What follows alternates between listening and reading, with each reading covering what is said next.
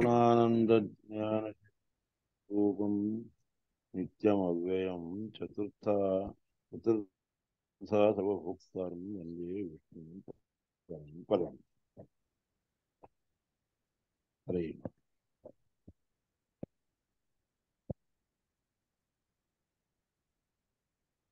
प्रभवः सर्वभावानां विष्णुरेव न संशयः।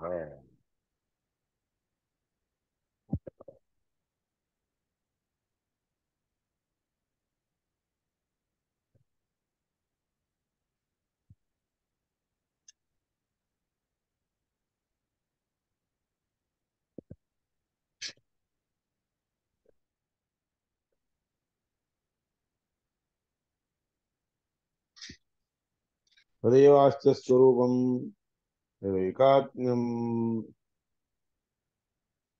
हे व्हायचंय नाही हा का? लिवायचं इथून सुरू करायचं. हो. राहील. हे मुक्तस्य सर्व व्यापार हेतुरेव तुरीयकः। मुक्त लोकांना जे सगळे व्यापार त्यांचे घडत असतात त्या सगळ्याला कारणीभूत असणारा तुरीय रूप आहे परमात्मा. एकः प्रधान उद्दिष्टः आत्मा पूर्णत्वतः स्थितः। मुक्तस्य सर्व व्यवहारतः एव तुरीयः म्हणून एकः म्हणून तिथे याच्यात आहे. म्हणजे वरच्या कृतीमध्ये आहे त्या एक शब्दाचा अर्थ प्रधान म्हणून सांगितलं. आत्मा पूर्णत्वतः शुद्धा. आत्मा म्हणून परमात्म्याला कशाला म्हणतात? पूर्णत्व. त्याच्यामध्ये असं कारण आत्मा म्हणतात. तदेवास्य ते स्वरूप परमात्म्याचं तुरीय स्वरूप म्हणतात. तर एकात्म्यम म्हणजे हे चारी विश्व तेजस प्राज्ञ हे सगळे जोडून सगळे मिळून एकच रूपाने असणारं तुरीय रूप आहे म्हणतात. तदेका तदेवास्य स्वरूपम एकात्म्यम तेन कीर्तितम् म्हणून परमात्म्याला ऐकात्म्य म्हणून म्हणलं जातं. ऐकात्म्य म्हणजे परमात्मा आणि जीव एकच होतो अशा अर्थाने नाहीये. विश्व तेजस प्राज्ञ हे सगळे ह्याच्यानी जे जे काही गोष्टी घडत असतात की नाही ते सगळं तुरीय रूपाने परमात्मा मुक्त रूपांना सगळ्याच्या सगळ्या गोष्टी घडवून देत असतो. म्हणून तो एकात्म म्हणून त्याला परमात्मा म्हणतात. आता तदेवास्य स्वरूपम यद् एकात्म्यम तेन कीर्तितः प्रत्यय ज्ञान रूपत्वात सार आनंद रूपतः. परमात्मा प्रत्यय रूपाने, प्रत्यय म्हणजे ज्ञान, प्रत्यय म्हणजे शब्दाचा अर्थ काय? प्रत्यय म्हणजे ज्ञान होणे, प्रत्यय होणे, प्रतीची होणे, दिसून येणे, हे सगळं एकच अर्थात आहे. प्रतीची होणे म्हणजे काय? तुम्ही जे पाहत असतात त्याचं तुम्हाला ज्ञान होणे ह्याला म्हणतात प्रतीची झाली, म्हणजे प्रत्यय होतो ज्ञान रूपत्वात. आणि सार परमात्म्याला सार कशाला म्हणतात? आनंद रूपी असणाऱ्या कारणाने परमात्मा सार आहे. आपण जे काही पदार्थ खातो, कोणतेही पदार्थ आपण खातो, त्या पदार्थ खाल्ल्यानंतर आपल्याला जो आनंद भोगतो की नाही, येतो की नाही, तो मुख्य आहे. आणि तो आनंद कशाने येतो?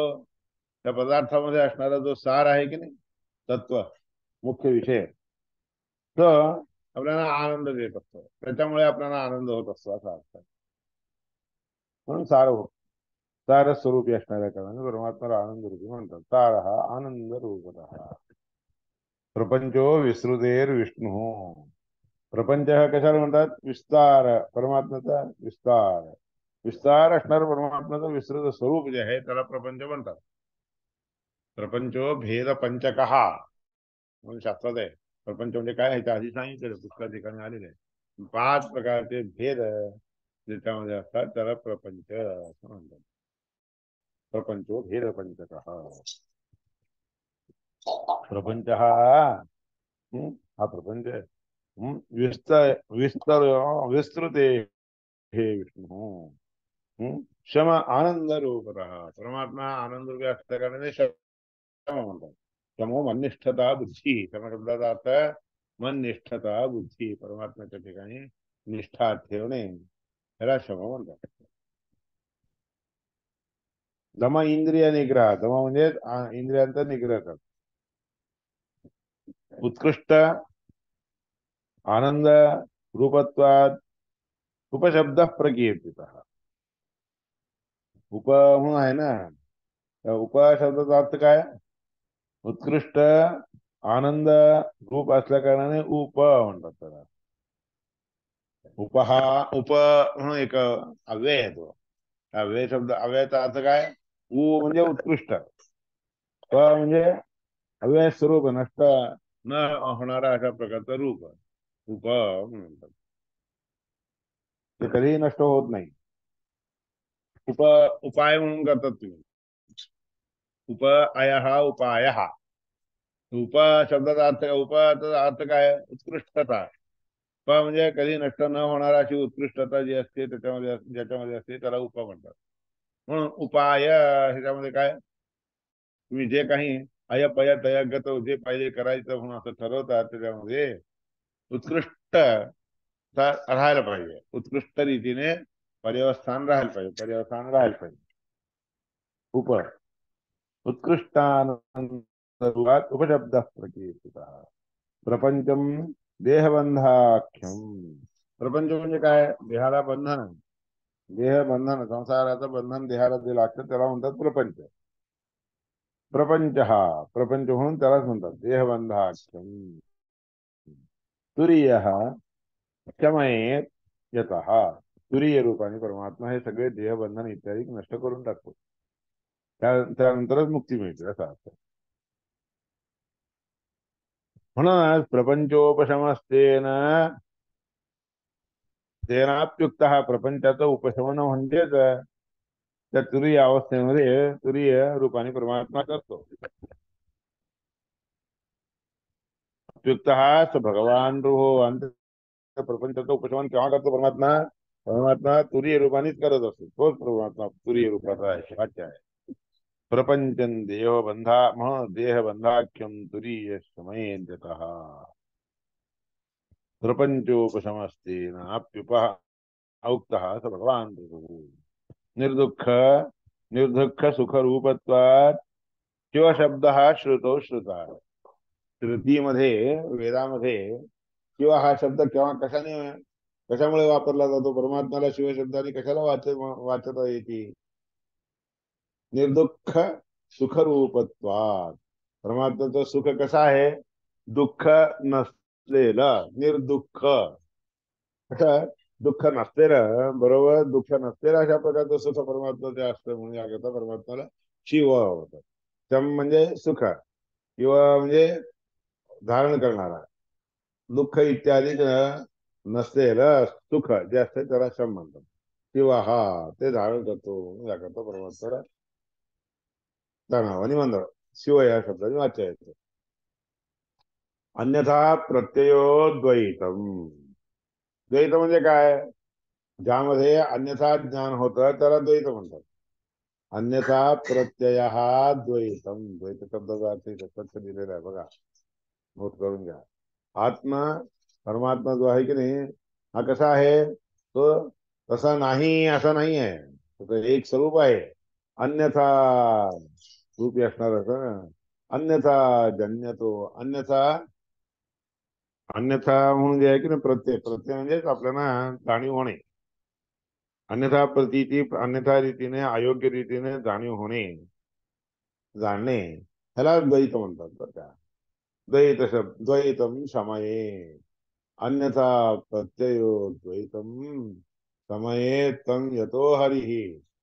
हा परमात्मा, श्रीहरी परमात्मा अन्यथा प्रत्यय, अन्यथा प्रकारचं ज्ञान जे आहे की नाही, द्वैत, द्वैतामुळे तुम्हाला ते ज्ञान प्राप्त होतं आणि ते परमात्माच करत होत.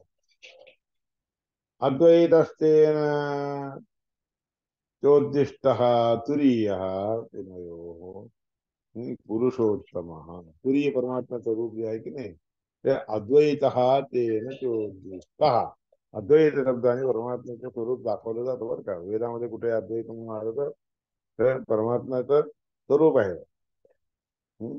तुरीय म्हणून ते परमात्म्याचं रूप आहे. तर तुरीय रूपाने काय करतो? सगळं आपल्याला जे शरीर बनले इत्यादी असते की नाही, ते सगळं दूर करून टाकतो. म्हणून पुरुषोत्तम म्हणून त्याला परमात्म्याचे स्वरूप दाखवलं. इति महात्मे अपेक्ष वस्तू अपेक्ष वस्तू याथार्थ्यम वस्तूमध्ये असणारे जे याथार्थ्य आहे ते अपेक्षा करून त्याची अपेक्षा करून द्वित्वम द्वित्वम अन्य स्वरूपता द्वित्व म्हणजे दोन प्रकारचं आहे म्हणून अन्य स्वरूपता द्वित्व म्हणतात. दोन हा आकडा येतो केव्हा एक जसा आहे तसा नसणं दुसऱ्या दुसऱ्या रीतीने एक राहणं ह्याला म्हणतात द्वित्व.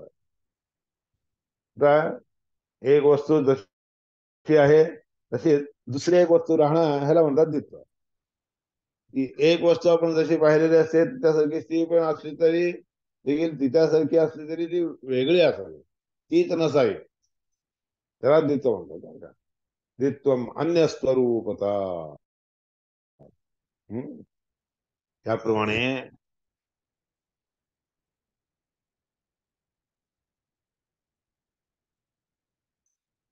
इड म्हणून धातू येतो.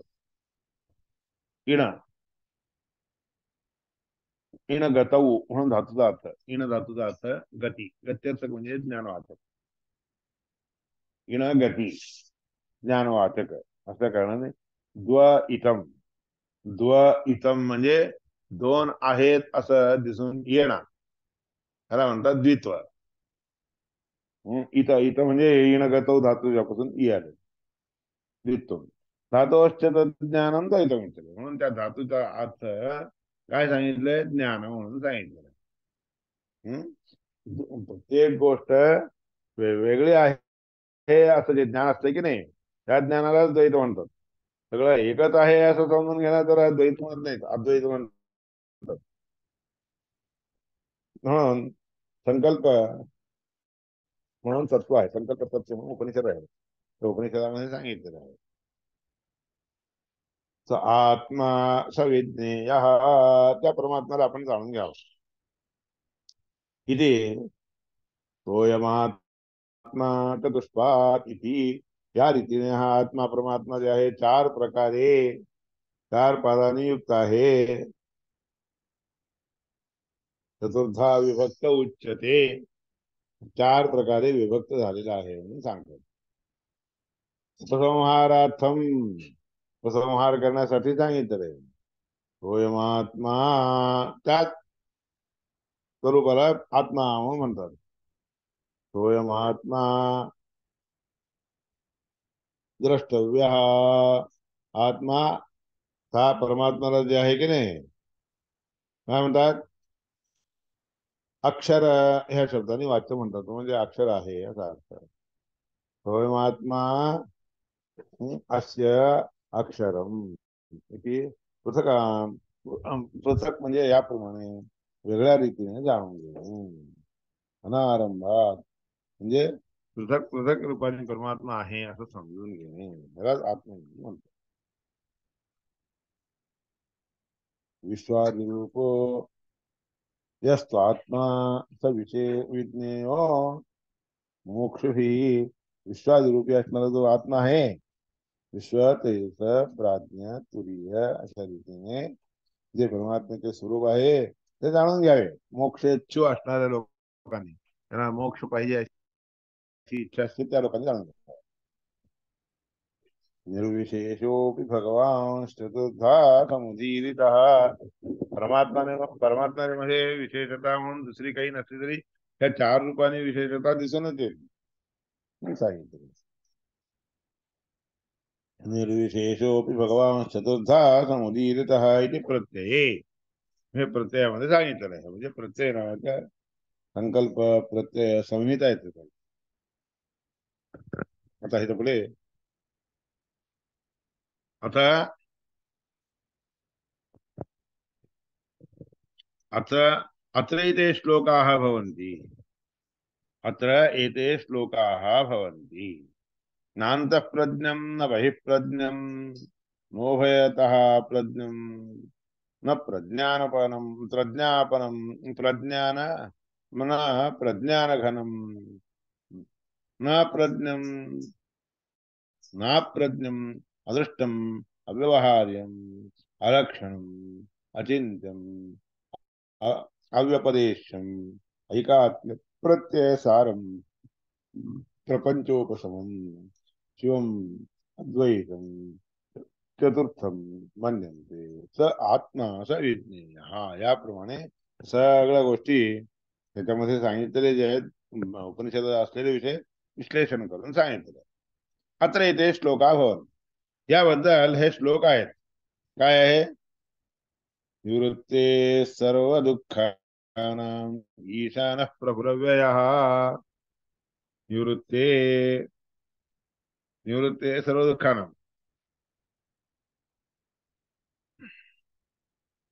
का बरं मोठं झालं काय? लहान.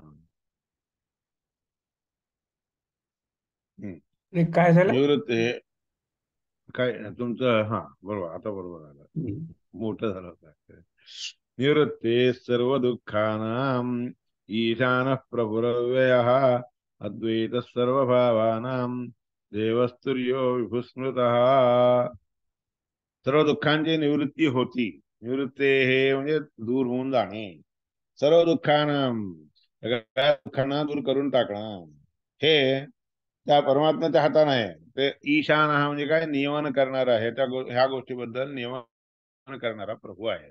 म्हणून तो परमात्मा अव्यय आहे, व्यय रहित, नाश रहित असणारा तो परमात्मा. अद्वैत सर्व भावानां, सगळे जे भाव आपल्याला प्राप्त होतात ते विश्व, तेजस, तुरीय, प्राज्ञ रूपादी हे असणारे जे काही भाव आहेत, जे काही स्वभाव आहेत, ते सगळे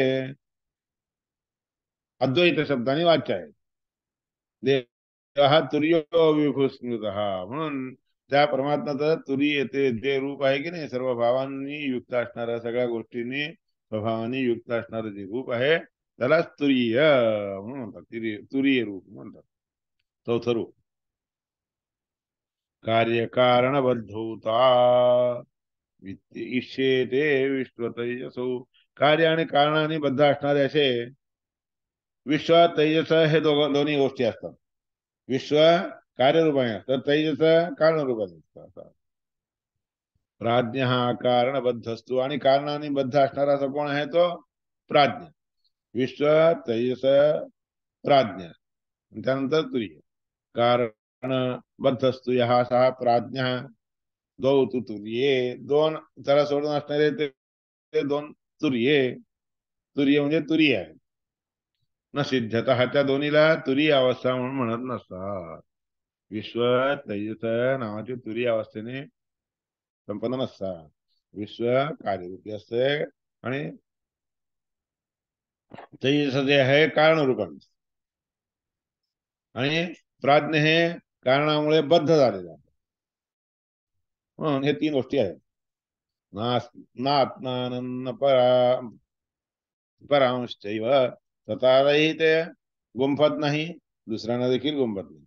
न सत्यम ना पितामृतम, म्हणून ते तुरीय जे रूप असते की नाही, ते कोणालाही बंधनामध्ये घालत नसते, स्वतःही बंधनात नसतो, दुसऱ्यांनाही बंधनात घालत नाही. म्हणून त्याला सत्य स्वरूप म्हणतात. अमृत स्वरूप देखील तेच आहे. सत्य स्वरूपी असणारा तो ते रूप आहे. म्हणजे तेवढंच आहे का म्हणून वाटतं ना, त्याकरता तेवढंच नाहीये. चारही गोष्टींनी युक्त असणारा तो सत्य स्वरूप आहे. प्राज्ञ, प्राज्ञ जे आहे की नाही, प्राज्ञ किंचन सर्व संवेत्ती. प्राज्ञावस्थेमध्ये थोडस वेदना असते. तुर्यंत सर्वदृक् सदा, तुरीय अवस्था म्हणजे आहे की नाही, ते सर्वदृश आहे. सर्वदृक म्हणजे सगळ्या गोष्टींना दाखवून देणारा तुरीय अवस्था असते. दैतस्याग्रहणं तुल्यम उभयो प्राज्ञ तुर्ययोः. दोन प्रकारचे विभाग असतात. हे ज्ञान समान रीतीने दोन्हीकडे असते, प्राज्ञ आणि तुरीय अवस्थेमध्ये. प्राज्ञ अवस्थेमध्ये देखील ते ज्ञान असते, तुरीय अवस्थेमध्ये देखील असते. पण प्राज्ञ अवस्थेमध्ये कसं असते, जरी ज्ञान असलं तरी ते देखील अमकात म्हणून असं खच्चितपणे सांगता येत नाही. निश्चितपणे सांगता येत नाही. तुरीय अवस्थेमध्ये निश्चितपणे तसं जाणलं जातं याकरता तुरीय अवस्था. एवढंच त्या दोन्हीमध्ये व्यत्यास आहे. बीज निद्रायत प्राज्ञ म्हणून ह्याच्यात सांगितलं, तेच सांगितलं. बीज आणि निद्रा या दोन्ही गोष्टीने युक्त असणारा म्हणजे प्राज्ञ. चातुर्ये न विद्यते, आणि ती अवस्था तुरी अवस्थेमध्ये राहत नाही, मोक्ष अवस्थेमध्ये मुक्त प्राप्ती करत. स्वप्न निद्रायुता वाद्यो, पहिले दोन मात्र विश्व तेजस हे दोन कसे आहेत? स्वप्न आणि निद्रा या दोन्ही गोष्टीने युक्त असतात ते. प्राज्ञस्त्व स्वप्न निद्रया, प्राज्ञ अवस्था जी आहे की नाही, प्राज्ञस्तु अस्वप्नम, अस्वप्न म्हणजे स्वप्न नसते प्राज्ञ अवस्थेमध्ये. अनिद्रया, कारण निद्रा नसते पूर्ण दिवस. न निद्राम नैव नैव नैव च स्वप्नम, त्या तुरीय अवस्थेमध्ये मात्र निद्रावस्थाही नसते, स्वप्नावस्थाही नसते. म्हणून न निद्रा नैव च स्वप्नम तुर्ये पश्यन्ति निश्चिताः, निश्चित ज्ञान त्यांना झालेलं असतं. याकरता तुरीय अवस्थेमध्ये त्या लोकांना निद्रा अवस्था येत नाही, स्वप्नावस्था येत नाही. म्हणजे अज्ञान. निद्रा म्हणजे अज्ञान, स्वप्न म्हणजे अर्धज्ञान. हे दोन्ही गोष्टी दिसत नसतात, हे निश्चित आहे.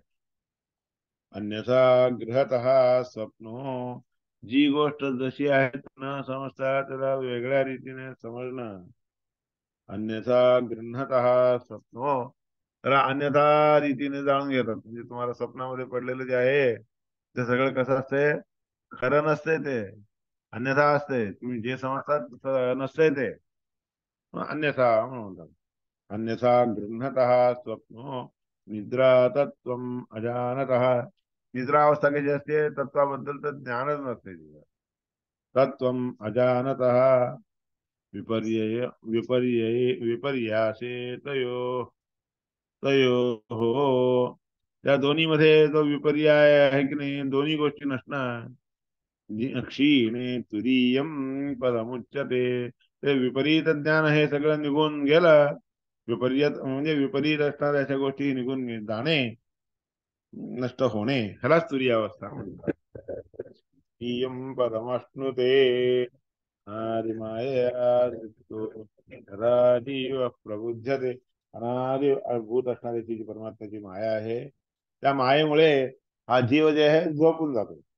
सुप्तो यदा जीव प्रबुद्धते, आणि त्याच्यापासून जे प्रबोध अवस्था म्हणजे जागृत अवस्था प्राप्त होती की नाही, जगत प्रबुध्यते अजम अनिद्रम अस्वप्नम, अरे हा परमात्मा असा आहे, हा निद्रावस्थामध्ये ते दिसून येत नाही, स्वप्नावस्थेमध्ये देखील दिसून येत नाही. अशा प्रकारची जाणीव होती आपल्याला. अद्वैतम बुध्यते तदा, या दोन प्रकारचे जे गोष्टी आहेत की नाही, आपण पाहिलेली गोष्ट, आता ती जी गोष्ट आहे, ती दोन्ही वेगवेगळी आहे. म्हणून हे जे तुम्हाला त्या परमात्म्याच्या बद्दलचं ज्ञान प्राप्त होत, त्यावेळेस जेव्हा बोध होतो, त्यालाच म्हणतात जागृत अवस्था. अद्वैतम बुध्यते यदा तदा प्रपंचो यदि विद्येत निवर्तेत न संशयः, जर प्रपंच आहे ही जाणीव झाली, प्रपंचो यदि विद्येत, प्रपंच जर असेल तर निवर्तेत न संशय, निवृत्त होतच आहे, ह्याच्यात संशयच नाही. प्रपंचच नाही म्हणल्यावर मग निवृत्त व्हायची गरजच काय हो. हा प्रपंच नाही, जगन मिथ्या असं म्हणायला गेलात तुम्ही, जग सगळं मिथ्या आहे असं म्हणलं तर मग ते मिथ्या होत असताना पुन्हा जायचं काय प्रश्न आहे. म्हणजे गोष्ट नाहीच आहे ती गोष्ट पुन्हा जातीय म्हणून निघून असं म्हणणं कशाला, हे काय योग्य आहे का? म्हणून तेच सांगत आहे, प्रपंचो यदि विद्येत, प्रपंच नावाची गोष्ट आहे असं म्हणलं तरच ते निवृत्त होईल. प्रपंचच नाही असं म्हणलं तर मग निवृत्त व्हायची आवश्यकताच काय आहे. प्रपंचो यदि विद्येत निवर्तेत न संशयः, माया मात्रमिदं द्वैतमद्वैतं परमार्थतः. म्हणून हे हे माया मात्र आहे, फक्त तुम्हाला मायेसारखं दिसून येत आहे. म्हणून जे मायेसारखं दिसून येत आहे, मायेमुळेच दिसून येत आहे. इदम द्वैतम, त्या गोष्टीला द्वैत म्हणतात, द्वितभाव म्हणतात. द्वितभाव म्हणजे काय, द्वैते ज्ञाते यथा इति द्वितम, दोन गोष्टी आहेत असं समजून घेणार ना, त्याला द्वैत म्हणतात बरं का. सगळं माया मात्र आहे म्हणजे हे सगळं तुम्हाला मायेमुळे दिसून येतं असं समजून घेतलं तर की माया आहे असं समजल्यानंतर तुम्ही हे काय आहे हे तर तुम्हाला ज्ञान होतं की निवृत्त झाल्याशिवाय तुम्हाला ज्ञान काय होणार आहे. जी गोष्ट तुम्ही बरोबर समजत नाही त्या गोष्टीला त्याचं समजलं नाही तर मग त्याबद्दलचं ज्ञान तुम्हाला झाल्यासारखं कसं होईल. अद्वैतम परमार्थता आणि या सगळ्या गोष्टी परमार्थता म्हणजे परमरूपाने असलेल्या त्या परमात्म्याच्या अर्थामुळे पदार्थाच्या त्या परमात्म्याने केलेले सृष्टी केलेले पदार्थ आहेत असं समजून घेतलं. भगवंतामुळे आपल्याला प्राप्त झालेले पदार्थ आहेत असं जेव्हा समजतात त्यावेळेस त्याला म्हणतात अद्वैत ज्ञान. अद्वैत ज्ञान म्हणजे तुमच्या हातात जे काही पदार्थ आलेले आहेत पदार्थ सगळे परमात्म्यामुळे आपल्याला आलेले आहेत. आपण केल्यामुळे आपण कष्ट केल्यामुळे आपल्या मेहनतीने आलेले आहेत असं समजू नये. जे काही तुमचा प्रपंच आहे तुम्हाला आई बाळ मुलं बाळ वगैरे आहेत ते सगळे परमात्म्याने तुम्हाला दाखवलेले आहेत दिलेले आहेत म्हणून ते आहेत. परमात्म्याने दिलं नसतं तर तुमच्याजवळ ते राहिलं असतं का ते घेतलं असतं का तुम्ही पाहिलं असतं काय. म्हणून परमात्म्याला सोडून हे प्रपंच दुसरं कोणतंही नाही. प्रपंचामुळे प्रपंच आपल्याला जो प्राप्त झालेला आहे तो भगवंताच्या अनुग्रहाने प्राप्त झालेला आहे हे समजून घ्या बरं का. प्रपंचो यदि विद्येत निवर्तेत न संशयः मायामात्रमिदं द्वैतम् अद्वैतं परमार्थतः विकल्पो विनिवर्तेत कल्पितो यदि केनचित्. कोणत्या तरी एका गोष्टीने आपण हा सगळा विकल्प जो आहे की नाही विरुद्ध प्रकारची जी कल्पना आहे की नाही ही विरुद्ध प्रकारची कल्पना जर तुम्ही मनामध्ये आणून घेतली तर कल्पना निघून जाईल. म्हणजे जर तुम्हाला येऊन असं सांगितलं हे सगळं प्रधान आहे सगळं व्यर्थ आहे असं सांगितलं तर व्यर्थ आहे असं नुसतं म्हणलं तर असं नाहीच आहे असं म्हणणं हा अर्थ काढण्यापेक्षा हे सगळं असून निघून जातं बरं का माझ्यासारखी पण रिप्लेस केलं तर ते बरोबर असतं. उपदेशात अयम वादो ज्ञाते द्वैतन न विद्यते. हा उपदेश केल्याने हा वाद तुमच्या डोक्यामध्ये तुमच्या बुद्धीमध्ये येतो. द्वैतन न विद्यते मग त्यावेळेस तुम्हाला वाटतं अरे दोन दोन नाही आहे बरं का परमात्म्याच्या शिवाय दुसरं कोणीही हे सगळं करणारा देणारा करता धरता हरता भोगता दुसरा कोणी नाही. आपण सगळं जे काही आपण करतो असं समजतो ते सगळं चुकीचं आहे. हे ज्ञान तुम्हाला एखाद्या गुरुनी येऊन उपदेश करून सांगितलं तरच कळतं बरं का नाही तर कळत नाही. हो. त्याप्रमाणे हा द्वितीय खंड ते सांग प्रपंचो हा हा हे दोन श्लोक आहेत ना खूप इम्पॉर्टंट. प्रपंचो यदि विद्येत निवर्तेत न संशयः मायामात्रमिदं द्वैतम् अद्वैतं परमार्थतः विकल्पो विनिवर्तेत कल्पितो यदि केनचित् उपदेशादयं वादो ज्ञाते द्वैतं न विद्यते. आणि हा वाद तुम्हाला उपदेश केल्यानंतर कळाल्यावर मग तुम्हाला कल्पना येते अरे हे आपलं काहीच नाही रे सगळं त्याचंच आहे रे म्हणून त्याच्यावर विशेष हे करून अभिमान ठेवून घेऊन हे दुःख सुख भोग बघत राहणार निघून जात असं सांगितलं. श्रीकृष्णार्पणमस्तु. हरे नमः.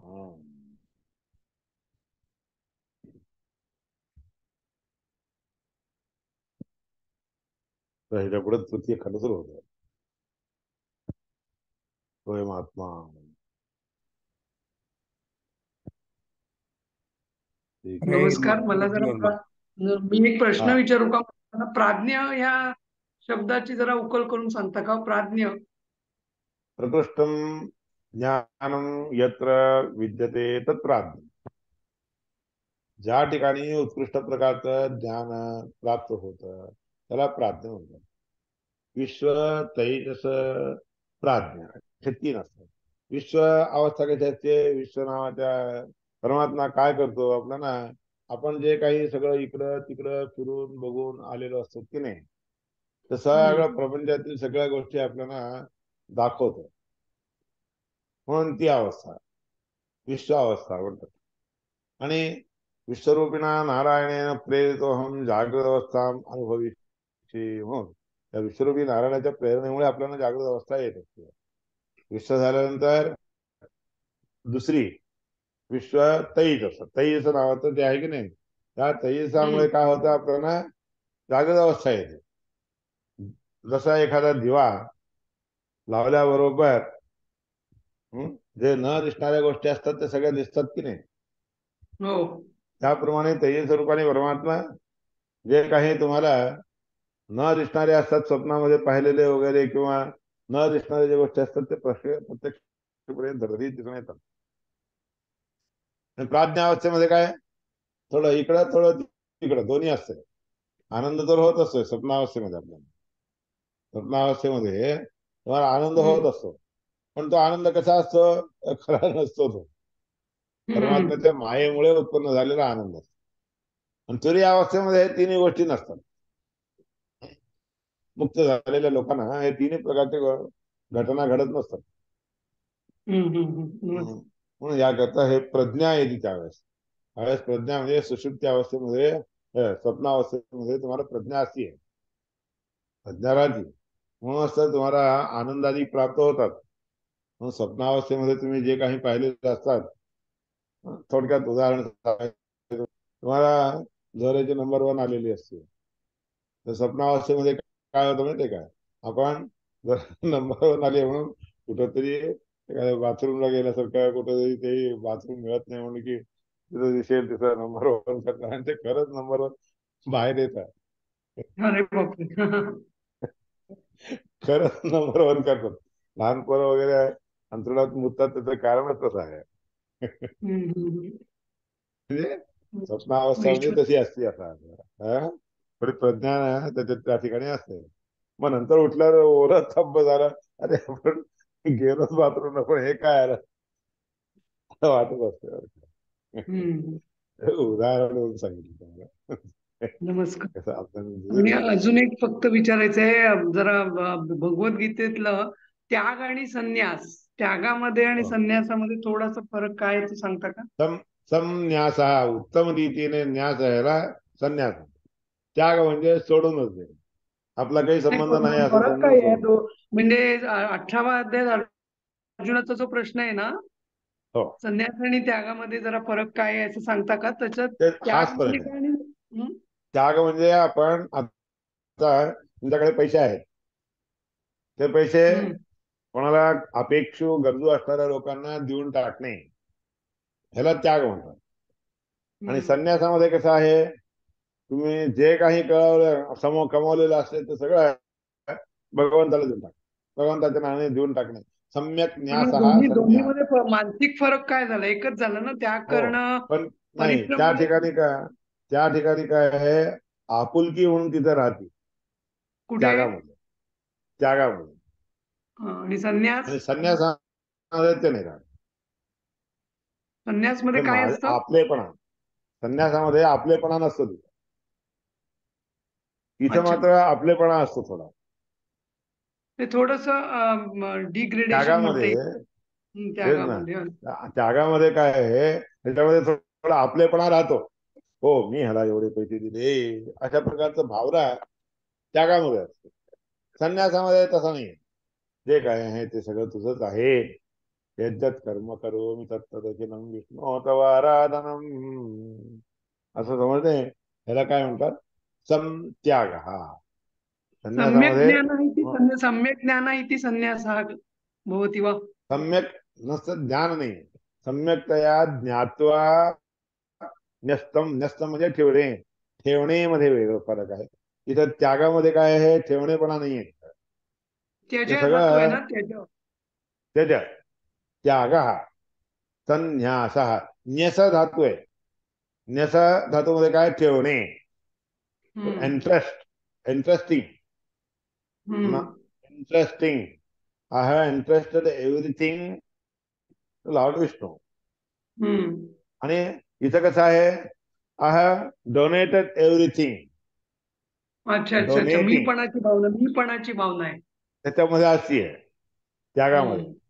संन्यासामध्ये ती भावना नसते. इंटरेस्टिंग छान. Is different than interesting is different. Then hmm. Then त्याग मीन्स डोनेट. आणि मोक्षमध्ये धातू कुठला आहे? मोक्षमध्ये धातू कुठला आहे? मुच धातू, मोक्ष मुच संन्यास. मुच धातू, मुच धातू आहे.